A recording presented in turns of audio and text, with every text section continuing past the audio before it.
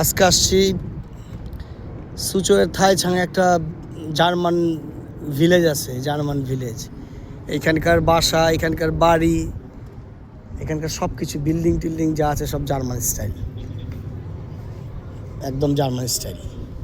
দেখি কেবল আসলাম, একটু ভিতরে ঢুকি। এই যে দোকানের নাম টাম যেগুলো আছে, হ্যাঁ, সব জার্মান নাম।